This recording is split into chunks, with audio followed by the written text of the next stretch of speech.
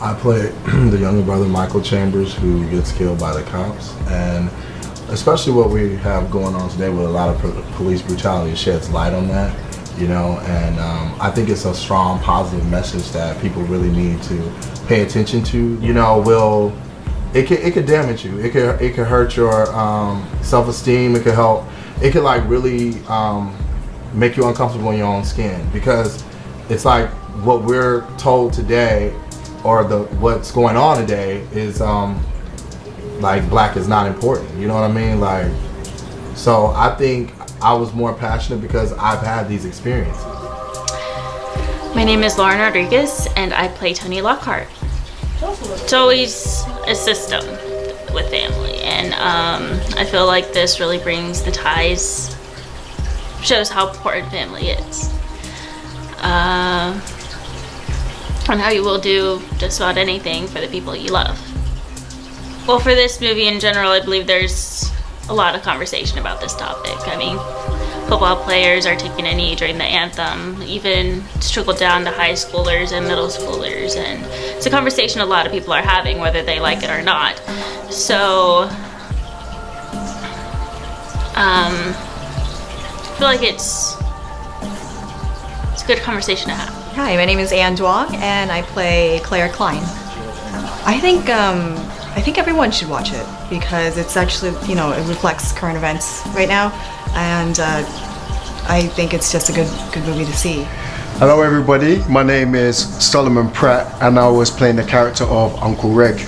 I really loved the character. I loved how he was this powerful person who is looking after his nephew, and that he was in this day and time protecting him, but at the same time he was out there to send a message. It has really come at a right time. This project is very important in this day and time because it definitely sends a message to not just one race but to all races during this day of time. It was great, it was fun, and Lee is very understanding, you know, and he helps out and creates this welcoming atmosphere for all of us to just, you know, come in, do our thing, you know. At the same time, even though he's fun, he's very professional, and I really appreciate that. No, Lee's very good to work with. He's very fun. He likes to, you know, he encourages, Lee values your opinion and is always willing to work with you on stuff. And if you feel like, oh, I think this should happen, he's always willing to listen to you, and isn't afraid to look at where you think your character might be going, which is very nice to see, because some people, they write something and they're like, this is set in stone, blah blah blah blah blah blah blah. So it's very nice to have somebody who's willing to listen to you and willing to see what you bring to the table. This is very much a collaboration with Lee, so that's always good. Oh, Lee's a great director. It was just easy. He made it fun. Everything was really efficient, and it was a good experience. Working with Lee was a lot of fun. As a director and as an actor, he gives great notes. He knows how to work with the actors. He knows how to make you feel comfortable, and he knows what he wants from the project.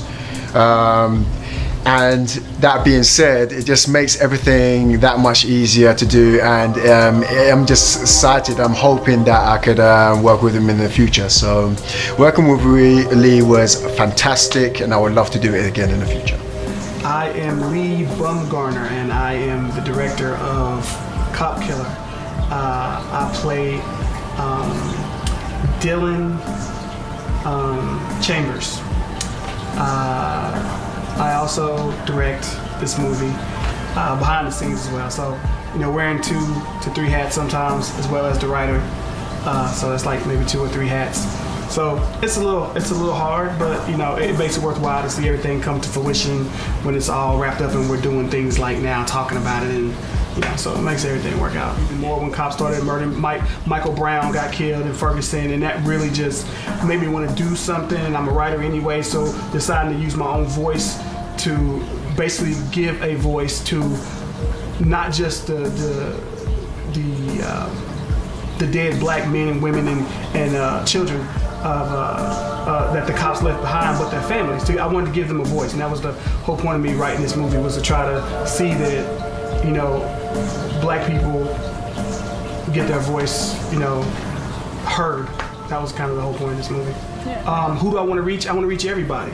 I want to reach all across the United States because I want to change. I want to reach all across the world because I want to change perceptions of people in different countries that see us on TV always getting hauled off in cuffs or on the corner selling dope. That is not, we're not a monolithic group.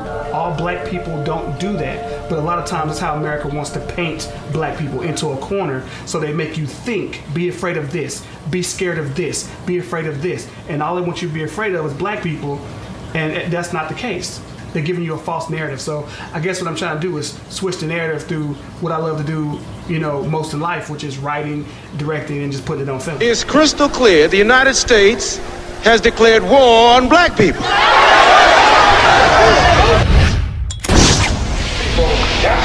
As they struggle for freedom and justice, is the weapon of